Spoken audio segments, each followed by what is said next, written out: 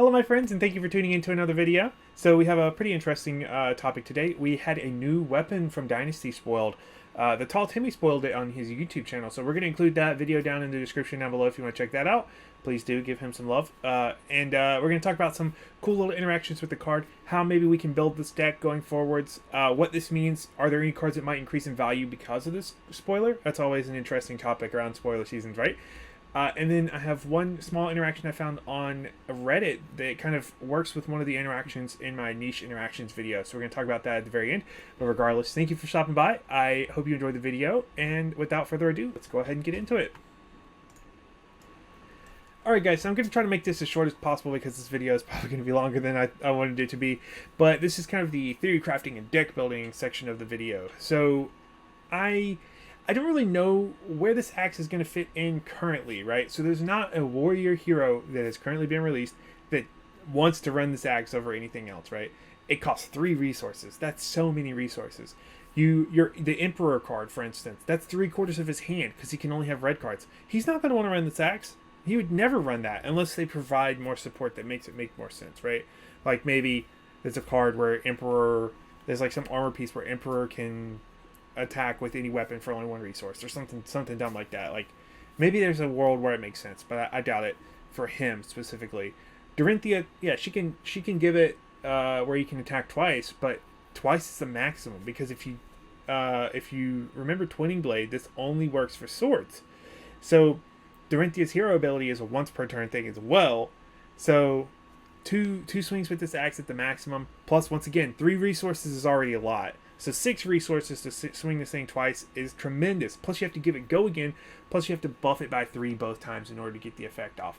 So I don't know where there's a world where Dorinthia would run this over Dawnblade, but I mean maybe we'll see some new cards in Dynasty that make more sense. Cat's Eye wants nothing to do with it, right? Cat's Eye, she cares primarily about one-handed weapons and attacking twice per turn and generating copper. And as of right now, there's not really a whole lot of cards that interact well with the axe that do any of those things, plus it's not one-handed, plus you're probably not going to be attacking more than once. There currently is no way to attack with it more than once in Cat's Eye because Blood on Her Hands says one-handed weapon. So, Cat's Eye absolutely despises this card. You would never run it in Cat's Eye. Bolton, I think, makes the most sense, but it's still not a tremendous amount of sense.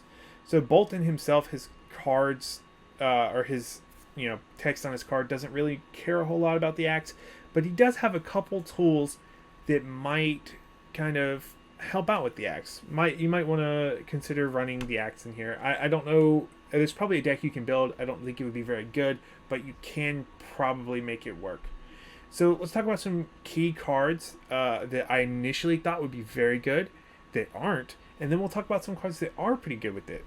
So first off, Helm of Sharp Eye was my number one, this came to mind immediately when I saw this card. This and Spillblood, which is the next card we'll talk about.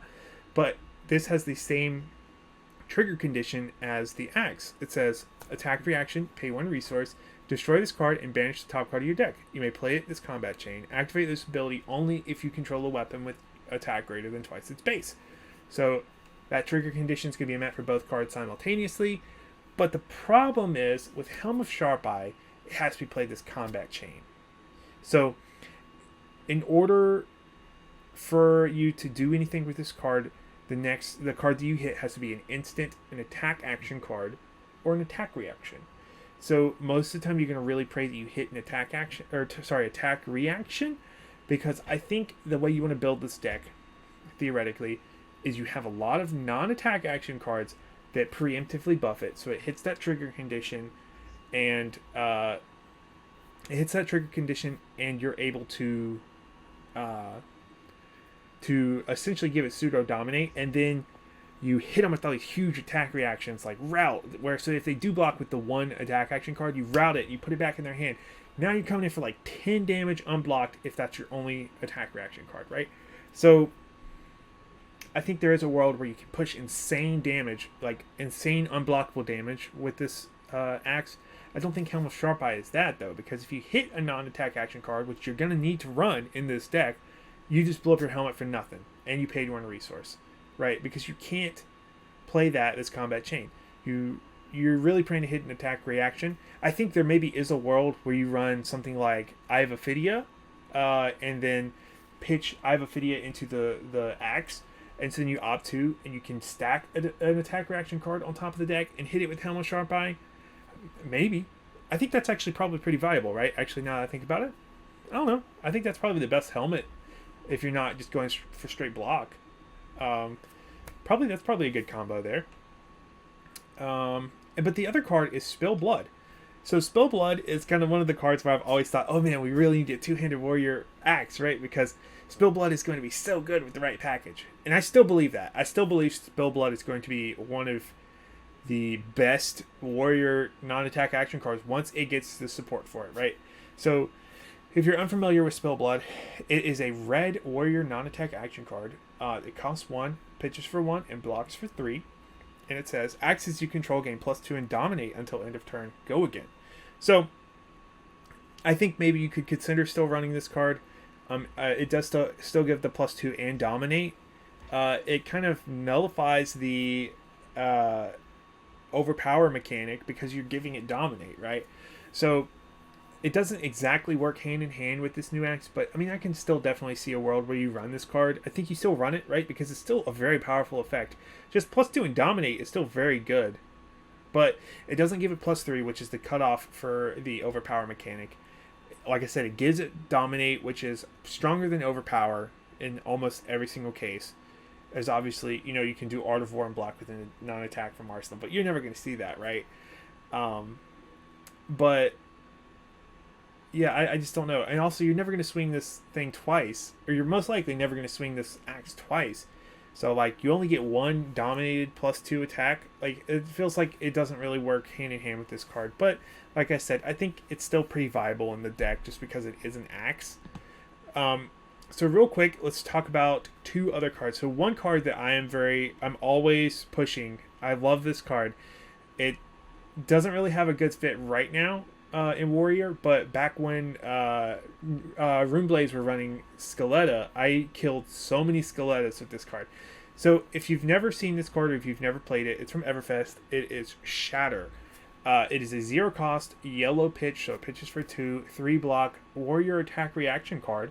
It says, until end of turn, target 2-handed weapon gains. Whenever this would deal attack damage, instead you may destroy a defending equipment with block less than the damage that would be dealt this way. Notice it does not say equipment defending this chain link. So, if, for instance, in Bolton, I loved this card. So when I ran it in Bolton with the kind of charge, like hybrid Bolton list where you would attack with a couple attack action cards and then follow through with Raiden. And then if they've blocked any of the attack action cards with like Skeletta or something else, you can blow it up. But it has to be dealing damage, right? So they have to let it actually hit, and the hit has to deal more damage than the card has blocked. This card is very weak. I will go ahead and tell you that. But I think possibly in this Axe deck, I think we might have a home for it. I think Shatter is actually going to be pretty okay. Because you're going to have to block with equipment if you don't want to eat a ton of damage if you get that overpower mechanic off. But at the same time, you're probably going to be dealing a decent chunk of damage. And at what point is it worth not doing... Because you don't do the damage. The damage does not resolve. You instead blow... It says instead. So you instead blow up the equipment. So you have to really weigh that damage versus the equipment destruction thing. So once again, this card, I think it can probably find a good home here. I don't know how good it is going to be. I think it's definitely warrants play testing. But I don't know. We'll see. And then Lumina Ascension. So this is the only way outside of Dorinthia that you can attack with this axe more than once. It is very hard to meet the condition where you can attack more than once with this card. I don't think this is going to be a viable combo like Saber Bolton is currently. But just for clarity's sake, Lumina Ascension is a yellow, 0 cost, 3 block light warrior action, non-attack action card. It is a Bolton specialization, and it says until end of turn, weapons you control gain +1, and if this hits, reveal the top card of your deck If it's a light card, put it into your hero soul in game 1. Otherwise, put it on the bottom of your deck. If you've charged this turn, you may attack an additional time with each weapon you control. So I think there possibly is a world where this combined with Spill Blood could work, right? Because it does give +1. So it meets that that cutoff for the in combination with Spellblood. So Spellblood gives it +2, and then this gives it +1, and it is until end of turn. You do have to have put a card into your soul beforehand, right? So and again, it costs 6 resources to swing the axe twice. So you would have to have some e-pots and stuff. But there is a world where you get 2 6 attack dominated axe attacks with the overpower mechanic after a charged attack. I don't think it's worth it, but I think there is a world in which you can get that combo off, and I do think it is possible. Again, definitely not as strong as like Saber, Bolton, or anything else, but I mean, hey, this is a card game. You play whatever you want. I'm going to build this deck. I'm going to play with it. Not going to do well with it, but I'm going to try it out regardless. Alright, so I'm editing this video and I realized I forgot to mention cards I think that might increase in value based off of this card. I think there's going to be a lot of speculation on Axis, so I think that Spill Blood will probably go up. I don't know what it's selling at right now. I have like 8 copies of this card because I've always thought it was just so good. I bought a couple when they were real cheap. I think that Helm of Sharp Eye, maybe. We'll see. Possibly on that one. And then, aside from that, honestly, I don't know of a whole lot. Oh, Shatter as well. So I think if I had to spec on 3 cards based on, like, the hype of this axe, once again, none of these cards combo very well with it, but it's the mentality of, oh, this is cool new axe, maybe there's going to be more axe support. I would say Spill Blood, Shatter, and Helm of Sharp Eye are the 3 that I would look at if you don't have copies, maybe picking up a copy. This price spike is not going to be astronomical like Storm Striders and everything when the new Wizard got spoiled, but I think maybe they have the potential to go up a few dollars. So if you don't already have some, go ahead and pick them up now while they're cheap. And don't kick yourself if you miss out. So there you go. Hey guys, thank you for sticking around to the end. I hope you enjoyed the video. I'm going to leave you with this small little interaction that I forgot to mention when I did my niche interactions video. Plug. We talked about Glacial Horns though, and how good it was against Ranger and shutting down Ranger's ability to essentially play the game because you're freezing their arsenal. So they're basically going to be forced to take an off turn.